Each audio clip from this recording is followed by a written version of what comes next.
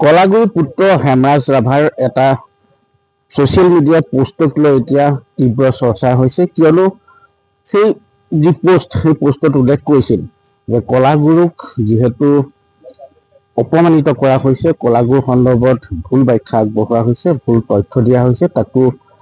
পাঠ্যপুথিত সন্নিৱিষ্ট কৰা হৈছে একাংশ ভুল তথ্য। মোৰ লগত আছে কলাগুৰু পুত্ৰ হেমৰাজ ৰাভা, মই তেখেতক কাষলৈ আহিব বিচাৰিছোঁ। কি ক'ব এই সন্দৰ্ভত?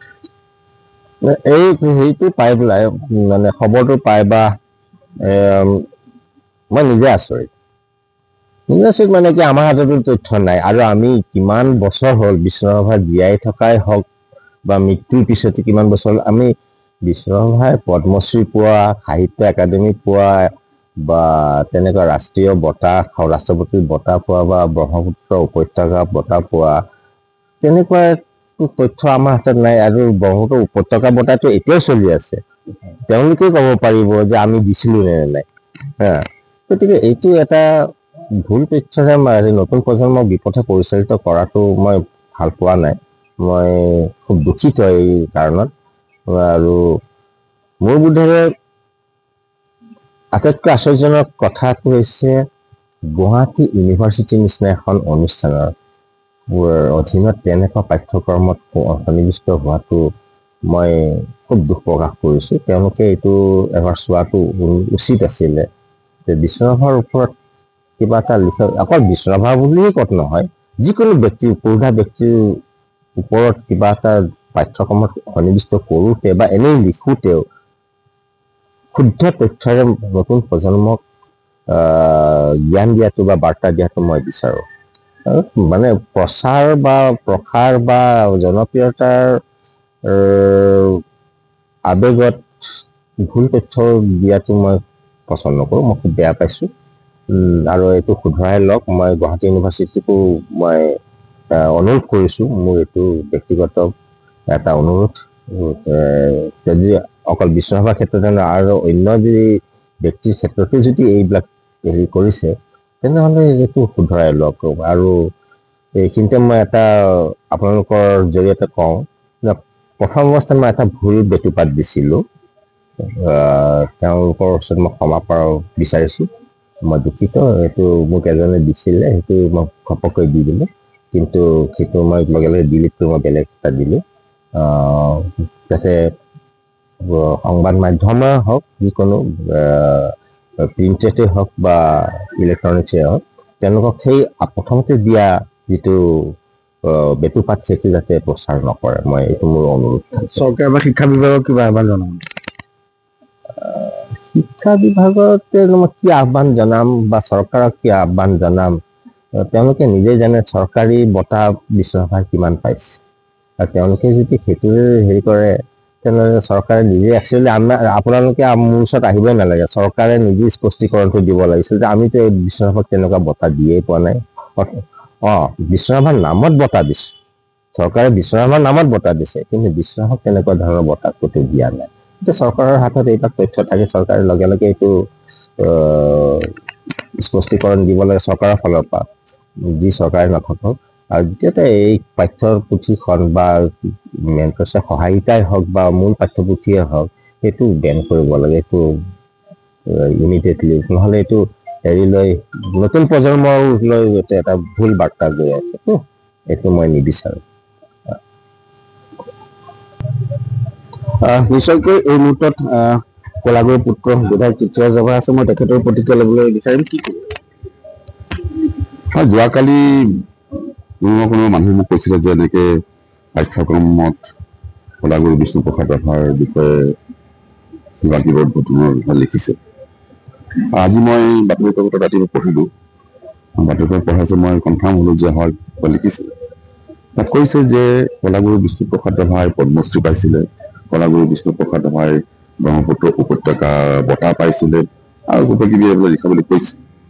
মই কথা এটা ক'ব খুজিছোঁ যে মই নিজেই আমাৰ বয়সৰ যিবোৰ মানুহ অসমত আমি বসবাস কৰি আছোঁ, কোনোবাই মাষ্টাৰ কৰিছে, কোনোবাই অফিচাৰ হৈছে, কোনোবাই প্ৰফেচাৰ হৈছে, বিভিন্ন দায়িত্বত মানুহ আছে। আমি ইমান জ্ঞানপূৰ্ণ হৈ গৈছোঁ কিয়? মই নিজকে কৈছোঁ, ময়ো এই বয়সৰে মানুহ, আমিবোৰ ইমান জ্ঞানশূন্য হৈ গৈছো কিয় কোনো ষ্টাডি নোহোৱাকৈ কোনো ধৰণৰ আমি সাধনা নকৰাকৈ কিছুমান কথাটো কৈ দিয়া কিছুমান কথা লিখি দিয়া আৰু এইবিলাক লিখি দি ল'ৰা ছোৱালীৰ মূৰটো খোৱাই হৈছে ল'ৰা ছোৱালী আমি দুখ দিওঁ ল'ৰা ছোৱালী বেয়া হ'ল ল'ৰা ছোৱালী ধ্বংস গ'ল ল'ৰা ছোৱালী ধ্বংস যোৱা নাই ধ্বংস কৰিছো আমি মনে ধ্বংস কৰিছো গতিকে অতি সোনকালে এই পাঠ্যক্ৰমত যিবিলাক যি লিখিছে এইবিলাক শুদ্ধ কৰিব লাগে আৰু শুদ্ধ কৰি পেলাই ল'ৰা ছোৱালীক জানিব দিব লাগে পঢ়িব দিব লাগে আৰু পঢ়ি শুনি তেতিয়াহে তেওঁলোকে শুদ্ধ কথাটো জানিব পাৰিব যে অশুদ্ধ কথা এটা আৰু কি কাৰণত লিখিলে যিবিলাক মানুহে এইবিলাক বস্তু বনাইছে তেওঁলোকৰ কিমান জ্ঞানশূন্য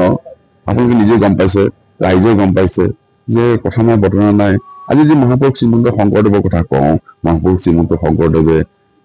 ব্ৰহ্মপুত্ৰ উপত্যকা বঁটা পাইছিল মহাপুৰুষ শংকৰদেৱৰ দিনত ব্ৰহ্মপুত্ৰ উপত্যকা বঁটা নাছিল সেইখিনি বঁটা দিয়াৰ ব্যৱস্থাই নাছিল আৰু বিষ্ণুপ্ৰসাদ ৰাভাৰ জীৱিত কালত ব্ৰহ্মপুত্ৰ উপত্যকা বঁটা তেতিয়া দিয়াৰ ব্যৱস্থা নাছিল পিছতহে হৈছে গতিকে মই এটা কথা ক'ব খুজিছো ৰাইজ আপোনালোকে সতৰ্ক হওক এইবিলাক কথা জানক বুজক আৰু জানি বুজি এইবিলাক মানুহ যিবিলাক মানুহে এইবিলাক কাম কৰে সেইবিলাক মানুহক আপোনালোকে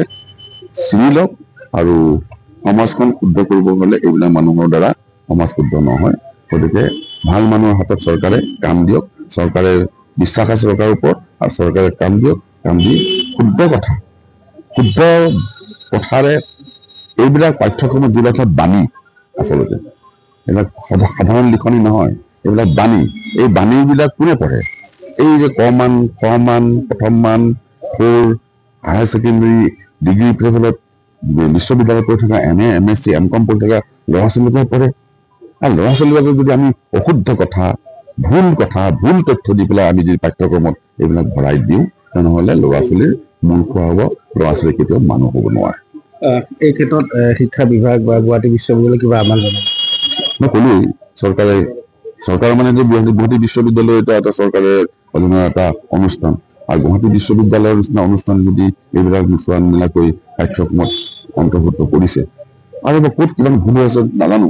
মইতো আৰু দিয়া হাইস্কুল কলেজত পঢ়ি থকা নাই ক'ত কিমান ভুল হৈছে নাজানো এইবিলাক শুদ্ধ কৰক চৰকাৰে চাওক চৰকাৰৰ ওপৰত দায়িত্ব আছে আমাৰ চৰকাৰখনে যথেষ্ট কাম কৰিছে আৰু এইবিলাক সৰু সৰু কথাত যদি চৰকাৰে অলপ মানুহক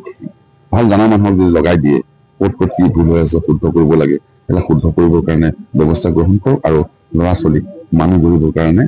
এইখন চৰকাৰে ব্যৱস্থা গ্ৰহণ কৰক ধন্যবাদ জনাইছো আৰু এয়া আছিল কলাগুৰু পুত্ৰ বিধায়ক পৃথ্বীৰাজ ৰাভা আৰু একেদৰে জ্যেষ্ঠ ভাতৃ অৰ্থাৎ জ্যেষ্ঠ পুত্ৰ হেমৰাজ ৰাভাৰো প্ৰতিক্ৰিয়া ব্যক্ত কৰিছে আৰু তৎকালীনভাৱে বলবৎ হোৱাকৈ এইখন যি কিতাপত ভুল তথ্য সন্নিৱিষ্ট কৰা হৈছিল সেই নিৰ্দিষ্ট কিতাপখন বেন কৰাৰ বাবে আহ্বান জনাইছে আৰু চৰকাৰ তথা শিক্ষা বিভাগক আহ্বান জনাইছে অনতি পলমে এই যি ভুল তথ্য দিয়া হৈছিল তাৰ শুদ্ধ তথ্য দিয়া হওক ভৱিষ্যত প্ৰজন্মৰ স্বাৰ্থৰ প্ৰতি আপুনি বিচৰা বাতৰি পাব কেৱল নিউজ 18 এপত নিউজ 18 এপ ডাউনলোড কৰিবলৈ স্ক্যান কৰক এই QR কোড গুগল প্লে ষ্টৰতো পাব এই নিউজ 18 এপ